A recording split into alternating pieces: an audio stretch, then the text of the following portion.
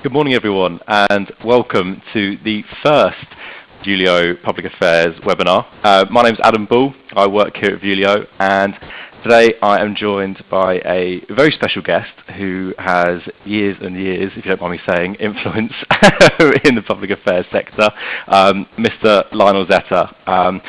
Going to hand over to Lionel in just a second, but first and foremost, thank you all so much for joining us.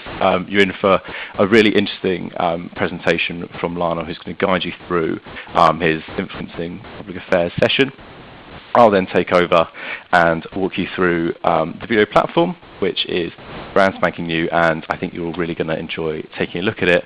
And at the end, we'll have a special Q&A with Lionel. So hopefully you can all see the chat icon in your webinar. What that allows you to do is throughout the presentation, if you do have any questions, ask them, and at the end we're going to go through as many as we can and hopefully get you guys some good answers. Obviously a very exciting time in public affairs, so I'm sure there'll be lots of juicy questions. But without much further ado, what I'll do is I'll hand over to Mr. Lionel Zetter, who is going to take you through the presentation. Well, thanks very much indeed for that, Adam. I don't know about years of experience, decades of experience, unfortunately, but just for the avoidance of doubt, I am a Conservative. I used to work at CCHQ. I've stood for Parliament unsuccessfully.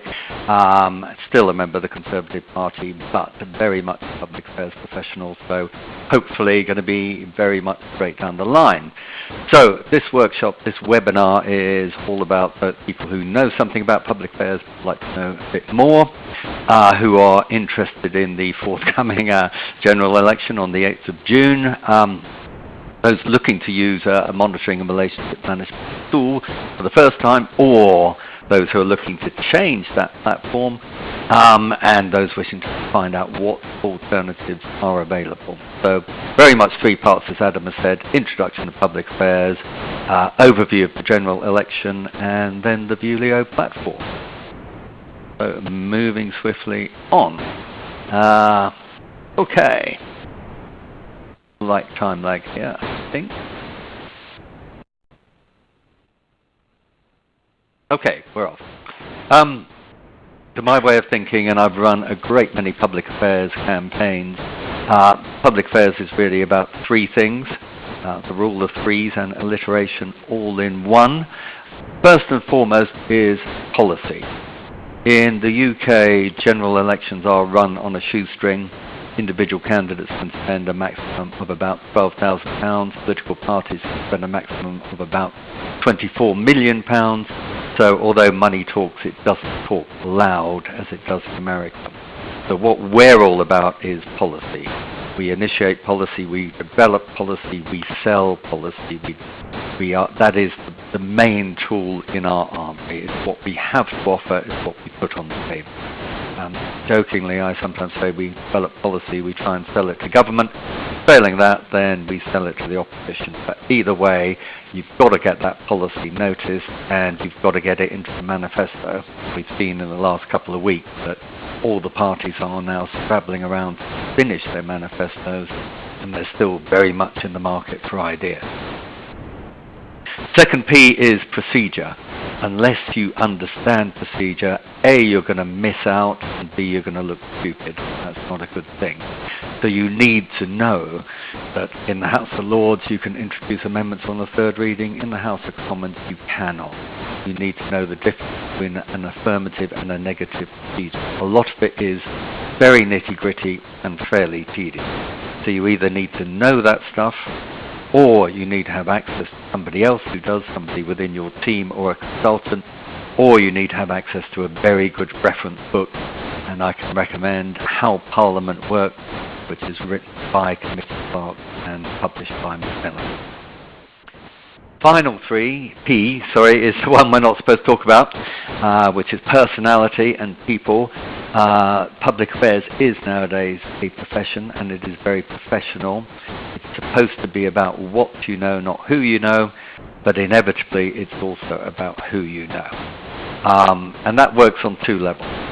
Number one, if you spend the next 6 weeks knocking on doors with a candidate and that candidate becomes a minister, you're going to know an awful lot about that person, and that person's going to know an awful lot about you. So you will have a relationship. That relationship will be built on trust, and that means you're going to just get slightly readier access, and you're going to get a slightly readier ear. They're going to listen to you that little bit more carefully. Perhaps more importantly, and this is where the what you know, not who you know, comes into it. A lot of lobbyists spend a lot of time trying to get face-to-face meetings with ministers, either themselves or for their clients. And once you achieve that, you've got to make the most of it. At that point, you need to know how long the meeting is, who's going to be at it. But if you can brief your client that this particular minister is a detailed person, or they're a broad brush person, they are a listener, or they are a talker, they are fairly easygoing and ameliorative, or they're pretty combative, then you're going to get a better outcome from that meeting. You know what you're expecting when you walk through the door. So that's a very important part of it. If you also happen to know which football team they support and how they did at the weekend, well, that's the kind of thing that helps to break the ice. Okay, so why use public affairs? The $60,000 question. Why do organizations engage in public affairs? It's not cheap, it's not easy, so why do they do it? In practical terms, they do it to either secure a competitive advantage or to maintain a competitive advantage. It's to create or make the most of an opportunity or to ward off a threat. But in summation, it's all about threats and opportunities. Government can put you out of business overnight. If you were a handgun range owner back in the 1990s, government overnight made you illegal. If you happen to manufacture handguns, half your market disappeared overnight.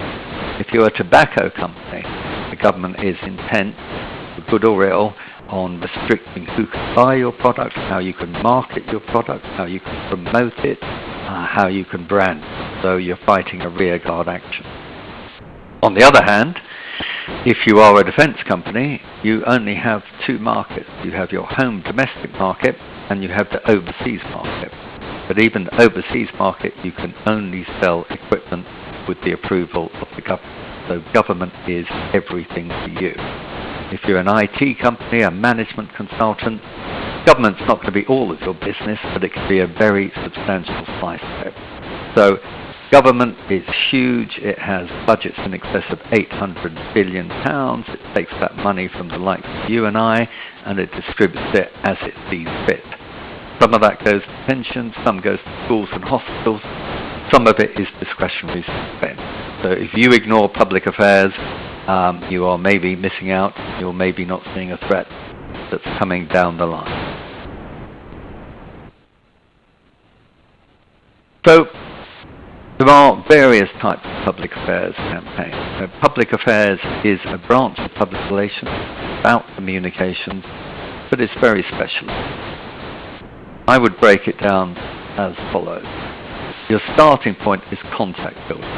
You need to do your research. You need to find out who is the minister responsible for your particular area of activity. Who is the shadow minister with the same responsibility? Who is the civil servant within that department who is the real expert on your particular area? Who are the special advisors who work through that minister? You need to research these things. Having done so, you need to make contact, you need to email them, write to them, request a meeting, and seek the brief. Sometimes it's about profile raising, political PR in effect. If you want to grab the media's attention, sometimes the best way of doing that is to get something raised in the House. There is a massive press corps in Parliament. There's something like 400 accredited journalists. They report on what happens there. They go to events. They go to committee meetings. They cover debates. So if you can get something raised in Parliament, then you suddenly find that your profile is raised across the country. Sometimes it's longer term. It's about shaping policy over the course of a parliament or even over the course of a decade. If you are Uber or you're Google, you can't just rely on one particular parliament, one particular year, you need to shape it. You need to work very hard to shape policy. Another example would be the nuclear industry. For a long time, nuclear was completely off the agenda. Now it's very much on the agenda, and now, again, it's under threat. So you need to constantly try and shape policy in that regard. I used to lobby for the Airport Operators Association. One of our briefs was to bring about airport expansion in the southeast. You think that would be a no-brainer, but there hasn't been a single full-length runway developed in the southeast since the Second World War. We had to shape that policy. We had to move the agenda. It's got to the point now where the government thinks there should be another runway. They've designated Heathrow, but they still have to go through the legislative and planning process. And finally, the most direct form of lobbying, which is actually changing legislation. This is the purest form of lobbying. Now, governments don't lose bills. By definition, they either have a majority or they're in a coalition. So they will, as the saying goes, government shall have its legislation. So you can't defeat government as a rule of thumb. Last time that happened was 1984 Sunday Trading Bill. What you can do, however, is amend legislation. So you don't go head-to-head with government, you don't disagree with government, you get alongside them and you seek changes to that legislation. You try it with the government's help, you try it in the Commons. Failing that, you try it in the House of Lords, because over 50% of amendments in the House of Lords are not overturned in the Commons. So if you can get it in there, you've got a better than 50-50 chance of it surviving, provided it's not a wrecking amendment, provided it's not something that changes the shape of the bill. It's got to be something that tweaks it in a way that benefits you or your client.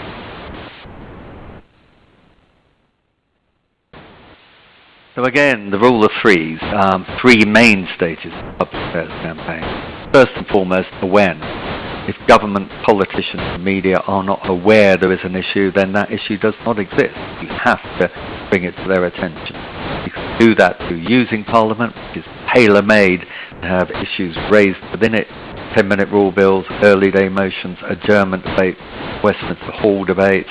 There are any number of ways of doing that.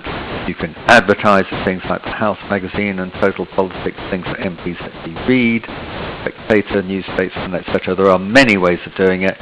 Some involve money through advertising, some just involve a knowledge of the political process. Once you've established that awareness, your next objective is to win the battle of ideas. Now, the reason lobbying works, in inverted commas, the reason it's good for democracy, is because for every lobby there is a counter lobby. So you're not just going to have an open field, a home run. There will be people lobbying against you. That's why lobbying is a good thing for democracy, because it means all the arguments are explored. Your job as a lobbyist, in-house or agency side, is to secure acceptance that your version of events is broadly the correct. You're never going to convert everybody, you're never going to win everything, but you have to broadly win the argument. You have to secure acceptance. And only from that point can you move on to achievement, getting your policy into law or through a statutory instrument or just part of government policy. But it's a long, these things aren't achieved overnight. You rarely achieve complete success. It's a long slog that you have to win on average. Okay, so we've asked why organisations use public affairs, why they lobby. Now we ask who does it, who is engaged. The simple answer is almost any organisation of any size. Now, I put companies up the top. And most people's perception is that companies are the biggest lobbyists. They're not. The biggest lobbyists are charities and banks. They have more resources, they have more people, they have more money, and they have better access. And that's the point I've made. I've given evidence to three select cases of lobbying, and that's a misconception I've attempted to readdress. So if you're a cancer charity or disability charity or charity that lobbies for the visually impaired, you will have a bigger public affairs team than most companies. So companies do lobby. They're perfectly entitled to lobby. They have been lobbying very hard over Brexit. But year in, year out, charities, quangos, and pressure groups are the biggest lobbies. There's a difference here because charities have two functions. They look after the day-to-day needs of the people whose conditions they represent, but they also lobby to change the law. Pressure groups lobby purely and simply to change the law. That's their whole reason for their existence. Diplomatic bodies also lobby. I dubbed this in my book Public Affairs Diplomacy or Public Diplomacy. Why do they employ people like me? Very simple. If you're an ambassador or a minister, councillor or first secretary, the odds are you're going to be in the country for 3 years. By the time you'll know the language, but by the time you learn the political landscape and you made those contacts, you're off to the next post. So you need people who know the system inside out and have got those contacts already in place. Professional bodies also lobby, although strictly speaking they're not supposed to. Under royal charters they are bound to act pro bono for the public good, and by and large they do. So for many years I represented the Institution for Civil Engineers. They do not lobby, but what they do is promote particular policies they regard as being public good. So I was able to help them in that respect. Trade associations are big lobbyists, so probably more so than companies, because most companies, if there's a really big issue, will pool their resources and act through their trade associations, because one of the things ministers say to lobbyists is, we want you to speak with one voice. So they'd far rather that the SMT represented them than Jaguar Land Rover and BMW and Toyota and Nissan. Of course, those companies are going to have particular concerns of their own, maybe geographically or whatever, but generally speaking, it's easier and better to lobby through your trade association.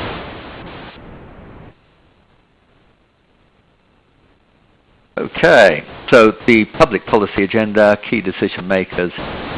Civil servants really shouldn't be, as Margaret Thatcher said, civil servants advise, ministers decide. That's the way it should be. Generally speaking, that's the way it is. Devolved administrations, as we're well aware, they have a lot of power already, and they are busy accumulating more power with the agreement of the Westminster Parliament. Regulators, if you're an energy company or a water company, your regulator is just as important, probably more important to you than a minister. And finally, mayors and council leaders, by which I mainly mean elected mayors, but council leaders have big budgets and they're not afraid to use them. Key opinion formers, on the other hand, who do these guys listen to? Of course they listen to the mainstream media. They read the Telegraph and the Mail and the Mirror and the Guardian, of course they do, and they are influenced by them. Social media is increasingly important. There are some that are straight down the line, there are some that are affiliated to particular parties, but they're not afraid to express their opinions, and they've got big followings. Public opinion, if you can produce opinion polls which are consistent and reliable and viable, then politicians will listen to them. They listen to their own political parties, by which I mean colleagues in Parliament and party members. Think tanks are influential. It depends who they are and who's in power. But there are perennials like Adam Smith and Institute of Economic Affairs. Then there are flavours of the month like Policy Exchange. Finally, special advisors who are quasi-civil servants, but really they are the sounding board, gatekeeper, and conscience of their ministers. Basic techniques, very quickly. Number one, identify your sponsoring department. Everybody has a sponsoring department. It might be a catch-all like Bays, or it might be health or transport or something specific. And within that will be a civil servant whose sole responsibility is to be in charge of policy on dredging canals. So if that's what you're about, you've got to find that civil servant and you've got to get close to them. The relevant special advisor, if you can't get in front of the minister, have a word with Dad. Backbenchers who have an established interest in your field. They've worked in it, their parents have worked in it, their partners work in it, they just have a real interest in that field. Who are the front benchers? Government and opposition. And then seek a meeting, brief those people, keep in touch with them, get them on side. You can. One of my techniques, which we're hoping to build into the Bulio platform going forward, is a favorability grid where you rank people from 1 to 5. 1 is strong supporter, 2 is supporter, 3 is neutral, 4 is opponent, 5 is strong opponent. If you don't know, stick them in neutral. But you need to build up that grid and to move people up through that grid. Parliamentary monitoring is absolutely crucial. If you don't have it, it's like fighting a war without radar or sonar. Responding to consultation documents is easy and risk-free. The manifestos, nearly too late now, but it's never too early to start. And finally, third-party endorsement is worth a heck of a lot. It gets around the they would say that wouldn't say. Of course, the airport operators are going to lobby for more runways, so you can largely discount that. But if the CBI, the British Chamber of Commerce, and the Federation of Small Businesses also lobby for it, then you're on to a winner. So a few golden rules before we move on to the election. It's never too early to engage, whether it's in policy or legislation. You cannot succeed without effective monitoring, and on top of that, intelligence, means networking. Obey the laws and the regulations, but also listen to your conscience. I think we all know when something is right or wrong. Make sure your public affairs staff are regulated by either the Office of the Regulation of Consultant Lobbyists, or the CIPR, or the PRCA, or the APPC. The client is always the best advocate. There's nearly always, it's always the best. So the client needs to be briefed. The client maybe needs to have their hand held, but they're the best advocate. Relationships are everything. And they are based in trust. And finally, you need a political contact database, such as the one that's listed in the building which I'm speaking to you now. Right, the election. How did we get here? Very simple. Mrs. May inherited a majority of 12. She ramped it up to 13. You can discount Sinn Féin, but she has no effective working majority.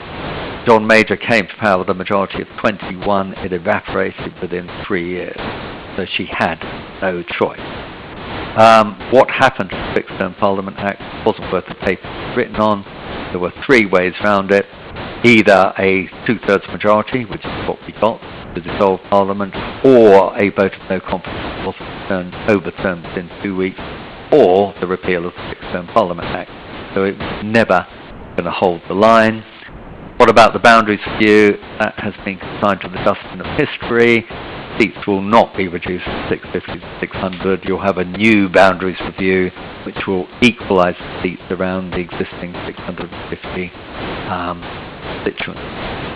What will it mean for Brexit? Well, if you look at what David Davis and Theresa May are saying, it will strengthen the Conservatives' hand in the negotiations. I'm making 2 assumptions here. Number 1, Conservatives are going to win, and number 2, they will have a working majority. Timings, this is already a little bit out of date since I wrote it, but Parliament was due to be dissolved on the 3rd of May. It may actually be dissolved as early as tomorrow, and PERDA has already kicked in. May the 4th, those local and metro mayor elections are going ahead as planned. May the 11th, this can't change because it's law. That's the deadline for nominations. June the 8th, we know general election. The rest is guesswork. These are the kind of dates I'm guessing at based on previous elections. So a couple of days for swearing in, Queen's speech, and then they may push back recess dates just to show a bit of willing for the people who've just elected them. So the manifestos, again, this has kind of changed since I wrote it, but the triple lock is under threat. Hammond would also like to guarantee that he won't raise taxes, VAT or NI. There will be budget swing fence, including aid. She's very determined that grammar schools will happen, and that means it's got to be in the manifesto. There will also be House of Lords reform and end of free movement.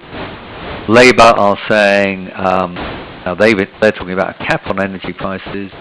Sorry, the Tories are now talking about a cap on energy prices. Labour are talking about a freeze. They will up the minimum wage to £10. They will scrap all the trade union legislation they get in. Lib Dems are just saying they will overturn Brexit. It's a very good USP. They're the only blatantly out-and-out pro-EU party, and that will enable them to gain seats. The SNP really have nothing other than a second independent referendum. They are determined not to fight on their record in health education because their record is diabolical. So they will gain the most seats, but they will lose seats to the Tories, probably the Lib Dems as well. So I've moved on to predictions. So the Conservatives, I've got money on them winning 60 to 80, but with a majority of 60 to 80, not winning 60 to 80 seats. Majority of 60 to 80, that will give them a very comfortable majority, but is not in landslide territory. Lib Dems will double their seats. They'll go from 9 to probably 18 or 20. Sinn Féin, on the back of Brexit, may pick up one seat, but generally speaking, it will be a stalemate in Northern Ireland. Labour will lose swathes of seats to the Tories. They'll also lose some to the Lib Dems. SNP will lose, I think, probably half the seats. UKIP will come nowhere, anywhere. They'll go from 3.9 million votes probably to about 2 million. So, result prediction 60 to 80. Right, I am more or less, I am bang on time, I think pretty well, so I'm going to hand you back to Adam, who did the initial intro, and then at the end, if you have any questions, I will come back and seek to answer them. Great, thank you so much, Lionel. First and foremost, probably worth mentioning, Lionel predicted Brexit, Trump, and I think the 2015 general election as well, so probably pay special attention to those predictions you've just seen for a couple of months' time, and probably put a bit of money on it, I would suggest. I know I probably will be. Right, so obviously Lionel's just given us a fantastic overview of public affairs and kindly mentioned the video platform within that as a way of managing your political relationships. Obviously a huge theme within public affairs. It came up time and time again with both long-term strategies and that relationship building part of things, and that's what we're trying to achieve with this service. So I'm going to break it down into three key areas for you. So the first one being targeting, finding the right people to speak to, as Lionel mentioned. The second one being engaging. Once you've found those people, having a way of managing those relationships, and over time being able to build those up, that first meeting being as important as the next or the one after. And then finally, a way of actually presenting those results and those findings to your internal stakeholders. So looking at the reporting of the public affairs work that you're doing, the really hard work that you're doing, that everyone in public affairs is pushing forward, but actually showing that value internally. So, as I mentioned, first and foremost, we'll look at the contacts and actually looking at those people who you want to engage with. So, within the video platform, you have access to, as you can see, about 4,500 lists of contacts. That ranges from MPs and Lords all the way over to devolved assemblies. We've also got staff in there, so a huge spectrum of lists of contacts at your disposal.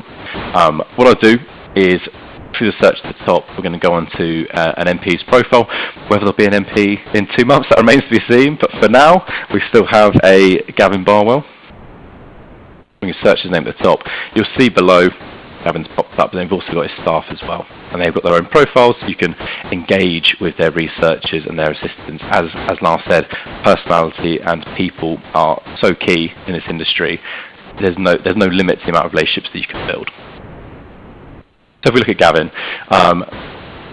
once it's loading your screen, you'll see you've got a lovely picture of him at the top, so you can recognise them when you go through the Houses of Parliament. And I'll talk you through the page below. So, as we scroll down, you can see the profile information. This is very much biographical, looking at Gavin's time as before an MP. You've got things about their schooling. like Lionel said, there's even things about football teams in here they support if you want to be able to build sort of those relationships in a very sort of informal way at the beginning. You've got key moments, I guess, in their political career. So Gavin Barwell, responsible for influence of drugs on driving. And then below that, some more information about their family. So you can see we're really building up that kind of overview of who Gavin is as a person. So you can go in and meet them or inform your clients prior to meeting them any additional information you have. Scrolling down the page, obviously we have contact details, vitally important in a contacts database. Also information on their current committees and APPGs. These are linked through. So actually what you could do is, Gavin's a member of the Housing Cabinet Committee, click through to that and see who else is on that committee. Previous committees and APPGs, again, an idea of who they were, maybe if they're interested in the past, they're probably still there. So again, a good way of identifying those key stakeholders. And then further information on their parliamentary career, so front-bench positions they've had, used to be a PPS, Michael Gove, as well as other occupations. Now, what you'll see down the bottom of this page, alongside all this lovely information that really fills up your overview of the individual, is also the related contacts, so staff. Gavin, you can see I mentioned the page before, Felicia and Jason, our staff members, researchers, with the ability to contact them. And then further down, you've then got where the video database really stands out, and that's in the ability to manage this relationship with Gavin through the platform. So not only being able to find the contact details, but actually being able to log the meetings you're having, the conversations you have with Gavin, with his staff, all directly through their page. So actually over time, if for example you've got a long-term strategy and someone on your team leaves, you're not losing that relationship. You can very easily have that overview. And then below, we've also got a range of issues that we're working on that Gavin is also associated to. Again, building up that information. And you've also got the ability to upload documentation. So although we provide you with as much information as we can on Gavin, you will obviously have different things. Maybe you have information on him from the past. Maybe you've got a specific briefing that you've prepared. You can then upload that to Gavin's page, and that's not going anywhere. That's not being lost in your emails or in your documents if someone leaves. You've still got that associated with Gavin, and you can obviously click through and look at that.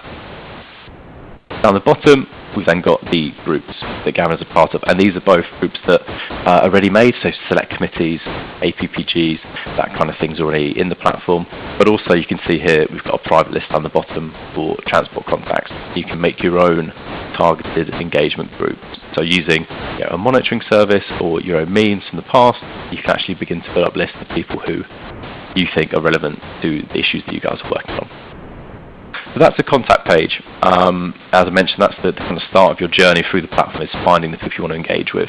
So once that's done, next you probably want to start building up a relationship with them and seeing over time how that develops. So that's where we've got this engagement tab here.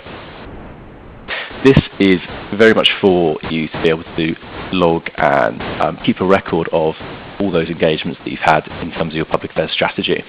So you can see here, I've been working incredibly hard on mine. There's a lot of conversations that I've had with a lot of different people, and that's all listed in the platform.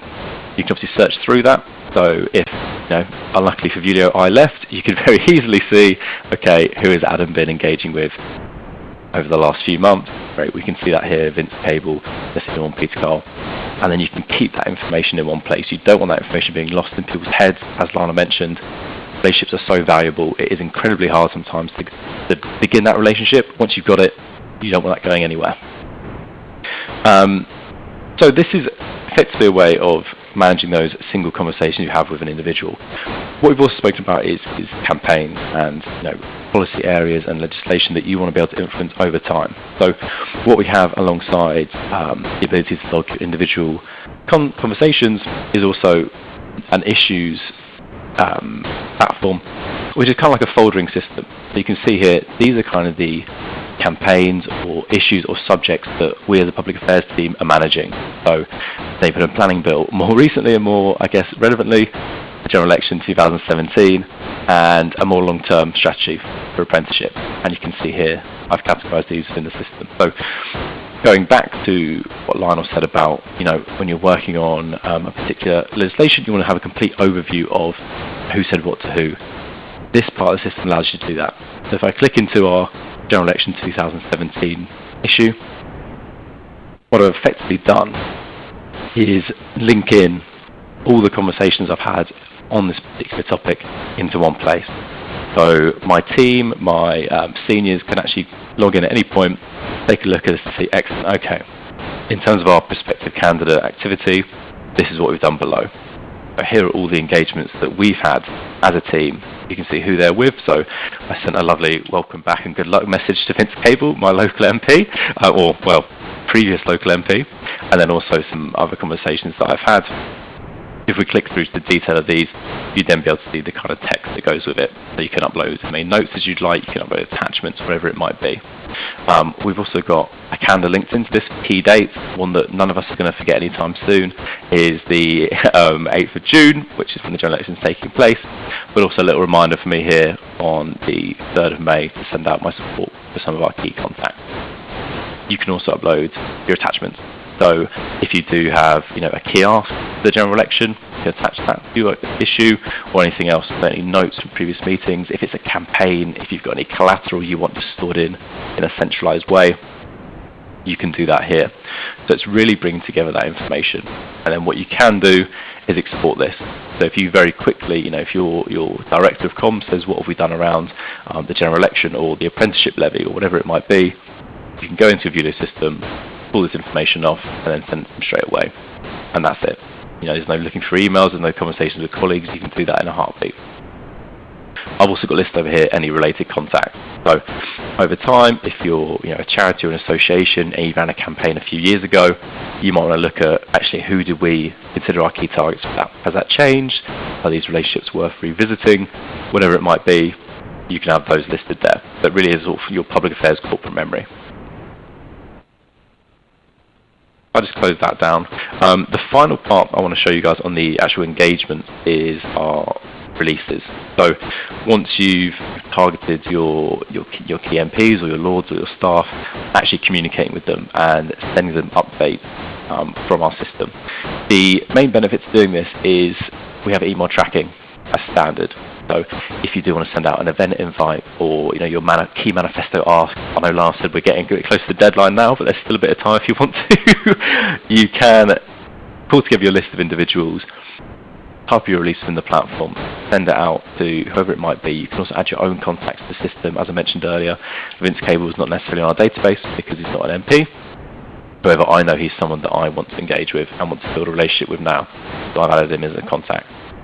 You can then send out your distribution and it will say who it was sent to. If you've got any bounce backs, people have been clicking links within that. If anyone's unsubscribed, hopefully not, you can see that down there as well. In terms of just looking through the process of this, very simple. So I've got on here for parliamentary reception. I've typed in the body of my text. Next, distribution channels. So I may say, okay, great, I want to send it, say, dear, and then, dear Mr. Blogs over here. Scrolling down, you can say, right, I made a group of transport MPs that I want to send this invite to, or DCLG researchers, whatever it might be. Pick that name, add them, and you're ready to go. That list has been added. Once it's sent out, you'll get a notification saying it's gone, and then you can just follow up with those people who you've seen have opened it, or any bounce backs you might go, actually, who is the staff there, whatever it might be. So it's a really comprehensive, really easy to use distribution tool that hopefully will allow you guys to target your engagement once you send out your release. Finally, and I mentioned it at the start, demonstrating the value to your work. Everyone I'm speaking to on this phone right now is obviously a hard-working public affairs professional, and you want your business to know that. How do you do it? So what we've got within this is analytics that look at the work that you're doing. So all those engagements that you've had with MPs, all the releases you've sent out can then be mapped onto these graphs, which are effectively highlighting the work that you're putting in. Just to talk you through a couple of them, on the left here, you've got your inquiries by category. When you have the system, the categories are completely up to you. I've logged in here some examples of categories you might expect. So you might have briefing conversations, you might have conversations about an event, you might have ministerial visits, you want to tag those, and you can just see over time where these conversations are happening. On the right, you've got activities by month. They're looking at, actually when are our busy periods, obviously running up to the election. Are we engaging more? Are there particular times of year that we see as beneficial, and did we actually engage more on those? And then below, you've got an idea of kind of inquiries by user. So who's working the hardest? Adam Bull, what a guy, he's putting a lot of effort here. 11 engagements over the last 3 months, whereas some people in my team, maybe not so much. In terms of creating these, I'll show you one final report which I think is really going to highlight how the platform can be used and how you can really demonstrate value, is looking at something like inquiries in relation to the issues that you're working across. So if you remember, the issues is like the general election or any campaign you're working on. You can then pull off this report. All you need to do is select the date range that you want to work across. You might say, this year, how much work have you done on particular issues? Update those results, and you can see here, actually, as a team, we've done a lot of engagements around the neighbourhood and planning bill. Because of the general election, we've also been engaging around that. We've done some work on apprenticeships. So you can see you're just building up that complete overview of your public affairs strategy. Really helpful. It's something that people that we work with, clients that work from the media side, have had for a while. But actually, public affairs is now about demonstrating that return on investment of having a public affairs team, and we're hopefully helping you do that. Finally, at the bottom here, you can just see a breakdown of what those engagements are. So you can see the inquiries with Gavin Barwell, his staff, what was said, what subject type it was. And that's effectively overview of the platform. Obviously, we've whizzed through that in about 15 minutes, but I hope you've all seen, and I hope you appreciate from what Lionel's been saying, you can see the value in having a platform like this to find the people you want to speak to, engage with them, and then be able to report back to your organisation on the work that you've done. Right. I think now what we're going to do is actually look at some questions that you guys have been asking. Obviously, Lyle went through his fantastic presentation for about half an hour, and I'm sure there's lots of questions that have come through. I actually have a question of my own that I think we can start off with, and then we'll go to some of your guys. So, Lionel, in 2015, we had a huge change of turnover in terms of MPs who were coming and going.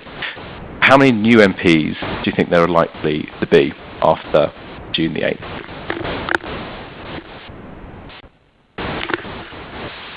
Okay, how many new MPs? It's a tricky one, because that's kind of depend on how well the Tories do and how bad Labour do. The biggest ever turnover of MPs, I believe, was in 2010, and that was because of the expenses scandal, and I think there were about 140. Not anticipating that many, but possibly upwards of 100. There've already been, there's a handful of Tories standing down, there's maybe a dozen Labour, there'll be a few more, but it will be mainly winners and losers, whereas 2010, because of the expenses, there were a whole raft of them who were just going into town. Excellent. So we've got a question from Robert, who asked, obviously, Lyle, you mentioned the fixed-term parliament during your presentation. He asked, do you think that's the end of fixed-term parliaments? After this election, will we still have 5-year parliaments? Okay, the simple answer is yes, it will stay on the statute book until it is removed, but I suspect it will be removed, and therefore it will be in the Tory manifesto, because that's the only way to protect it against the Lords. The government currently has about 230 peers out of 800, so they have no protection in the Lords at all, other than the Salisbury Convention, which says they will not vote down legislation in the manifesto. So I suspect it will be in the manifesto, and it will go. Perfect. Cheers for that question, Robert. Okay, I've got another question. You mentioned, Lionel, in your presentation about the winners and losers from the next general election. You mentioned the SNP. What do you think will actually happen to those Scottish seats? Obviously, SNP have got a huge majority there at the moment. Where do you see those going? Okay.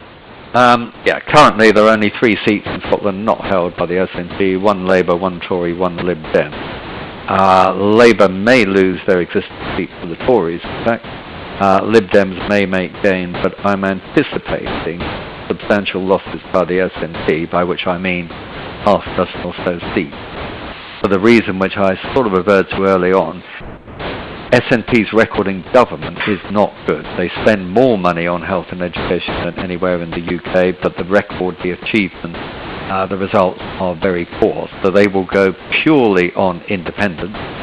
When there was an independence referendum, as we know, the majority of people said they wanted to stay in the UK.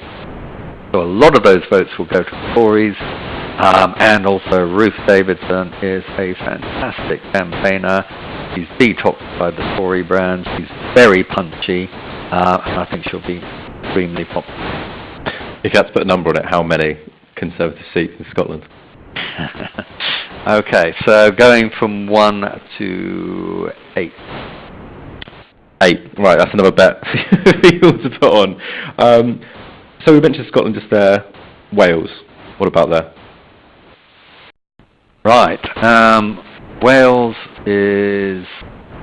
Tories haven't won an election in Wales of any type for over 100 years. This time round, I think they will. Labour are in trouble in Wales. Carwyn Jones is very liked and he's highly regarded, but he's not a great campaigner. UKIP did very well in the Assembly elections, but they will not get as many votes this time round. The big winners will be the Tories. I think they will come out. There's 40 seats in Wales. I think the Tories are going to grab half of them. Excellent. Right, another question from me, Lionel.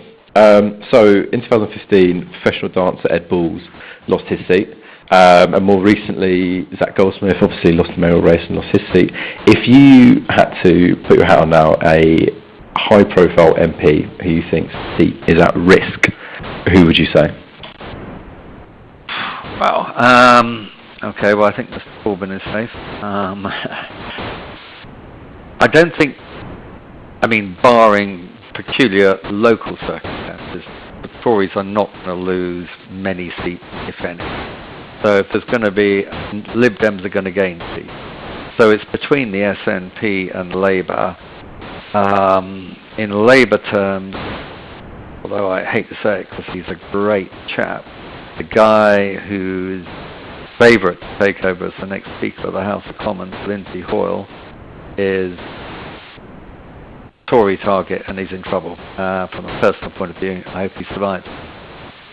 Excellent. Okay, thank you very much, Lionel. I think we've got another question just coming in now, if you'll bear with us for 2 seconds. Perfect.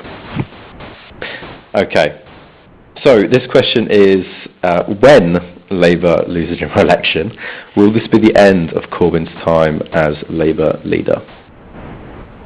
I think it's almost inevitable. I mean, anything can happen in polling and in campaigns, but it's almost certain that Labour will lose badly.